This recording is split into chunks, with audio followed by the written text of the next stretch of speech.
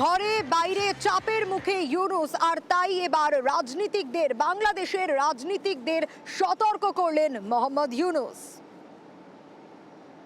আমরা বাংলাদেশের নাগরিক হওয়ার সুবাদে দেশের মঙ্গল সাধন করা যেমন হবে আমাদের নাগরিক দায়িত্ব, তেমনি বিশ্বের মঙ্গল সাধন করাও আমাদের কর্তব্য।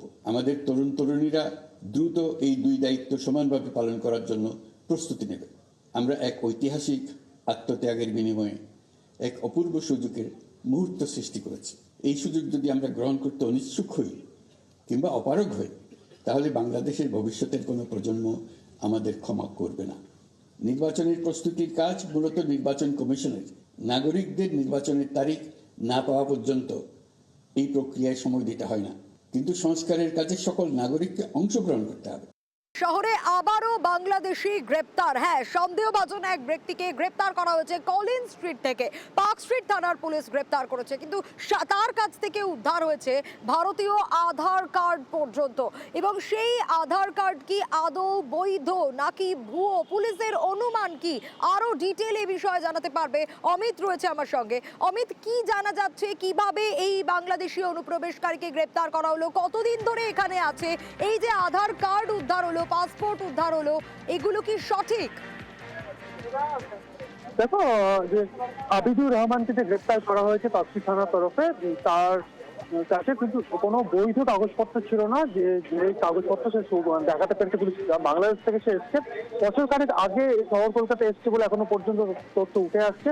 এবং সেই জায়গা থেকে ইতিমধ্যে তার কাছ থেকে ভারতীয় আধার কার্ড এবং প্যান কার্ড পাওয়া যায়। তবে সেগুলি কিভাবে তৈরি করা হলো, সেগুলো ভুয়ো কিনা, সমস্ত কিন্তু এই মুহূর্তে এক্সামিন করা হচ্ছে। মূলত কলেজের মধ্যে স্ট্রিটের ক্রসিং থেকে গ্রেপ্তার করা হলো। খিদিরপুরে দীর্ঘদিন ধরে সে রয়েছে বলে জানা যাচ্ছে। সেক্ষেত্রে কি উদ্দেশ্য নিয়ে এখানে এসেছিল, কেন এসেছিল, সমস্ত কিন্তু এই মুহূর্তে তদন্ত করে দেখা হচ্ছে এবং কিছুক্ষণ পরে তাকে আদালতে পেশ করা হবে। নিজেদের হেফাজতে চেয়ে আবেদন করতে চলেছে পুলিশ। বেশ হবে। অন্যদিকে নদিয়া, সেখানেও আবার 3 বাংলাদেশি গ্রেপ্তার। পুলিশের জালে বাংলাদেশি আবারও। কিভাবে, তারা কারা? এর আগে আমরা বুধবারই দেখেছিলাম যে বেশ কয়েকজন বাংলাদেশিকে গ্রেপ্তার করা হয়েছিল, কিন্তু এবার আরো 3 জন পুলিশের জালে। কারা এরা, কি আপডেট পাওয়া যাচ্ছে, আরো বিস্তারিত এই বিষয়ে রঞ্জিত জানাতে পারবে। রঞ্জিত, বুধবারই পুলিশের জালে 10 অনুপ্রবেশকারী সহ 15 জন তারা জালে এসেছিল, এবার আরো 3 জন। কারা এরা, কতদিন ধরে রয়েছে এখানে? দেখো, গত কয়েকদিন ধরে রানাঘাট জেলা পুলিশ হাসকালি, ধানতলা, গাংনাপুর বিভিন্ন এলাকা থেকে কিন্তু একের পর এক বাংলাদেশি পাশাপাশি অনুপ্রবেশকারীর পাশাপাশি যারা দালাল চক্র তাদের গ্রেপ্তার করেছিল। তবে গতকাল রাতে আবার নতুন করে অভিযান চালায় এবং সেক্ষেত্রে মোট 6 জনকে গ্রেপ্তার করতে পেরেছে রানাঘাট এবং রানাঘাট জেলা পুলিশের যৌথ যে অভিযান, সেই অভিযানে মূলত এই বাংলাদেশি যারা আসছে তাদেরকে ভিন রাজ্যে কাজে পাঠানোর তবদি নিয়ে আসা হচ্ছে এবং তাদেরকে ভারতীয় নথি করে দেওয়া হয় বলে এমনটাই পুলিশ সূত্রে জানতে পারা যাচ্ছে। তবে এই যে নতুন করে যাদেরকে গ্রেপ্তার করা হয়েছে তারা কি কারণে এসেছিল সেটা কিন্তু যেমন তদন্ত করে দেখছে। তবে বারবার কিন্তু একই বিষয় উঠে আসছে যে যারা বাংলাদেশ থেকে এদেশে আসছে তাদেরকে যারা সাহায্য করছে যে অনুপ্রবেশ করতে, এই অনুপ্রবেশ করতে সাহায্য করতে যারা দালাল চক্র, মূলত তারাই কিন্তু নিয়ে আসছে এদেশে এবং তাদেরকে বিভিন্নভাবে তাদের কাছে টাকা পয়সা নিয়ে তাদেরকে ভিন রাজ্যে পাঠিয়ে এখানকার নথি তৈরি করা হয়।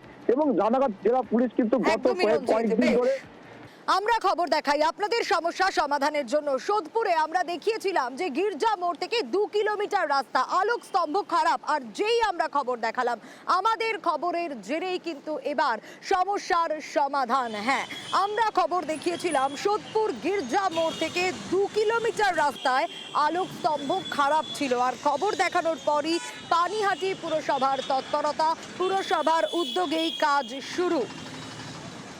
সুবীর রয়েছে আমার সঙ্গে। সুবীর, আমরা খবর দেখাই সাধারণ মানুষের সমস্যা সমাধানের জন্য। সেখানে এই আলোক স্তম্ভগুলো এবার ঠিক হয়ে গেলে স্বাভাবিকভাবেই সেখানকার মানুষজন খুশি হবে এবং পানিহাটি পুরসভার তৎপরতা আমাদের খবরের জেরে। হ্যাঁ দেখো, একদমই ঠিক।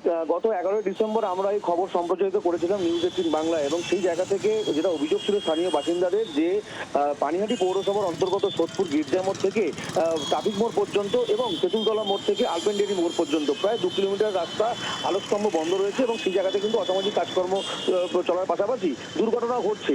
এবং সেই জায়গা থেকে কিন্তু যখন আমরা খবর সম্প্রচারিত করি তারপরে কিন্তু নড়ে চড়ে বসলো পানিহাটি পৌরসভা, এবং সেই জায়গা থেকে কিন্তু পানিহাটি পৌরসভার তরফ থেকে কিন্তু এই যে 2 কিলোমিটার যে রাস্তা যে আলো সেই কিন্তু জায়গা কিন্তু ঠিক করা হলো, এবং সেই জায়গা থেকে কিন্তু পুনরায় কিন্তু যে অন্ধকার জায়গা ছিল সেটা কিন্তু আবার আলোর জায়গায় ফিরলো। এবং এই গোটা বিষয়ে কিন্তু পানিহাটি পৌরসভার বিদ্যুৎ বিভাগের যিনি পুরো পরিষদ সদস্য রয়েছেন তাপস দে, তিনি কিন্তু নিউজ 18 বাংলাকে ধন্যবাদ জানিয়েছেন।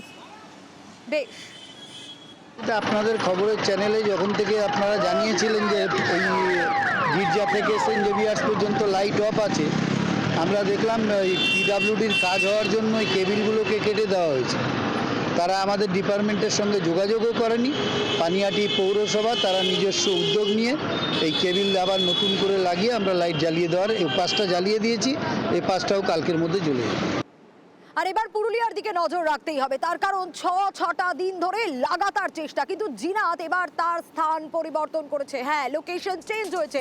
পুরুলিয়ার বান্দোয়ানের মানুষজন বুঝে উঠতে পারছিল না, পদে পদে বিপদ ভাবছিল, কিন্তু এবার পুরুলিয়ার মানবাজার, হ্যাঁ, জিনাতের লোকেশন বদল হয়েছে, স্থান পরিবর্তন হয়েছে। আর এবার পুরুলিয়ার মানবাজারের মানুষজন বুঝে উঠতে পারছেন না, রীতিমতো আতঙ্কের প্রহর গুনছেন প্রত্যেকটা সময়, কারণ মানবাজারের 2 নম্বর ব্লকেই এবার জিনাতের ডেরা। অন্তত লোকেশন ট্র্যাক করে সেটাই দেখা যাচ্ছে।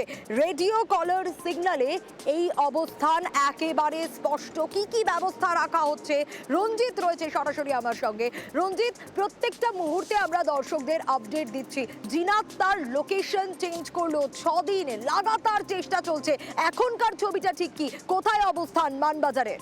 দেখো, একেবারে গতকাল পর্যন্ত বান্দোয়ানের ঝাড়াপাড় এলাকায় ছিল, এবং রাতের অন্ধকারে কিন্তু জিনাত দীর্ঘ কয়েক কিলোমিটার পথ পেরিয়ে কিন্তু তার এখন এই মুহূর্তে যে আস্তানা রয়েছে যে মানবাজার 2 নম্বর ব্লকের ঝাঁটি পাহাড় এলাকায়, অর্থাৎ যে ডাঙ্গরডি এলাকা, তার পাশে যে জঙ্গল এলাকা রয়েছে সেখানে কিন্তু তার অবস্থান রয়েছে। এবং সকাল থেকে কিন্তু তৎপর বন দপ্তরের কর্মীরা এবং বন দপ্তরের আধিকারিকরা কিন্তু ঘটনাস্থলে রয়েছে, কারণ একেবারে নিশ্চিত হয়েছে যে এই ঝাঁটি পাহাড় এলাকাতেই কিন্তু অবস্থান গেড়েছে জিনাত, এবং তাকে ধরতে ইতিমধ্যে বিভিন্ন এলাকায় নেট দিয়ে ঘিরে ফেলা হয়েছে, এবং বন কর্মীরা কিন্তু সেখানে খাঁচাও নিয়ে আসা হয়েছে। পাশাপাশি তাকে যে ট্রাঙ্গুলাইজ করার জন্য যে টিম, সেই টিমের পাশাপাশি কাজ করছে, যারা রেডিও ফ্রিকোয়েন্সি যারা চেক করছে সেই টিমও কিন্তু কাজ করছে। অর্থাৎ জিনাতকে ধরতে এই মুহূর্তে একেবারে কার্যত তৎপর বন দপ্তর, কারণ গত কয়েকদিন ধরে জিনাত কিন্তু তার বারবার কিন্তু লুকোচুরি খেলেছে বন দপ্তরের সাথে, এবং বারবার ট্র্যাক করা সত্ত্বেও কিন্তু তাকে ধরতে পারা যায়নি বা খাঁচাবন্দি করা যায়নি। কিন্তু আজ কিন্তু সকাল থেকে একেবারে যেই জায়গা নিশ্চিত করেছে বন দপ্তর, সেই জায়গা কিন্তু পুরো ঘিরে ফেলা হয়েছে, এবং বন দপ্তরের আধিকারিকরা কার্যত একেবারে তৎপর হয়ে রয়েছে এই মুহূর্তে, কারণ জিনাতকে ধরতে তারা সব রকম ব্যবস্থা নিচ্ছে।